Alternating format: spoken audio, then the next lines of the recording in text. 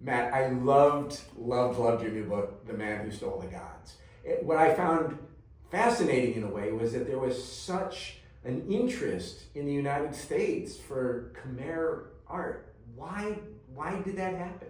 Well, like so many other things in culture, it's a story about the 60s. You had in the late 60s the beginning of an American fascination with Buddhism, with Hinduism, with the quote-unquote exotic East. You had things like the Beatles going to meditate with the Maharishi, the founding of the Hare Krishna movement, which, as I always like to point out, happened in New York City, not in some ashram in the Himalayas. And like all culture, that eventually filtered up to the wealthy. So by the late 70s, early 80s, you had very rich people in the US who were willing to spend top dollar to acquire artifacts from, of all places, Cambodia. And these people were willing to pay, in some cases, I think, millions of dollars for what seemed to be clearly stolen from a war-torn country. Questions were clearly not being asked, or people didn't care to ask the questions. The fact that Cambodia had just experienced a genocide, that it was still ripped apart by civil war throughout the 1980s and indeed into the late 90s, that was widely known. None of this was a secret. And yet you had these spectacular objects coming onto the market from this war-torn country with either no paperwork documenting their history or very shoddy paperwork documenting their history. And yeah, people were willing to pay millions for them. And how much role did the US government have in terms of creating the Khmer Rouge, which then kind of led to some of the real increase in the theft there? So the Khmer Rouge was completely an organic Cambodian phenomenon. It was just like the communist movements we saw all over Asia in the 1960s. But where the US role became really important was with spillover from the Vietnam War. The Ho Chi Minh Trail, of course, was largely through Cambodia.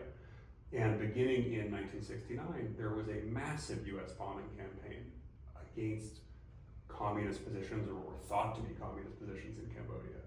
This had the effect of destabilizing the country, of pushing communist forces closer to populated areas. And the US is not responsible for everything that happens in Southeast Asia in this period, but the American bombing of Cambodia was a huge part of the story that brought the Khmer Rouge to power. And then kind of towards the end, it's the American government, in a way, that caused the repatriation of all of these stolen artifacts. How did that come about? Interestingly, the US government does a good line in art and artifact theft cases. There is a unit at the Department of Homeland Security that is devoted to these investigations. Also, historically, SDNY, which is the Federal Prosecutor's Office in Manhattan, has done a lot of this kind of work. And they do it for a few reasons. One is simply, it is a federal crime in the United States to knowingly possess stolen property. That is on the books. The other reason they got interested in it is a little more interesting, which is stolen artwork is a very good way to launder money because you have objects changing hands in opaque markets for prices you can kind of make up. There are also long-standing suspicions that terror groups profit from selling stolen artifacts. So there are good reasons for law enforcement to be interested in these cases. And indeed, with Cambodia, SDNY and Homeland Security spent a huge amount of time getting to the bottom of what had occurred. It's kind of interesting that, in a way, President Nixon was the president who started this, and then it was Donald Trump as president who got the return going. Yeah, I don't think Donald Trump was personally involved, but it is interesting that a lot of these investigations, the bulk of them did take place under the first Trump DOJ, which is probably quite different from the current Trump DOJ, but nonetheless was willing to make these cases.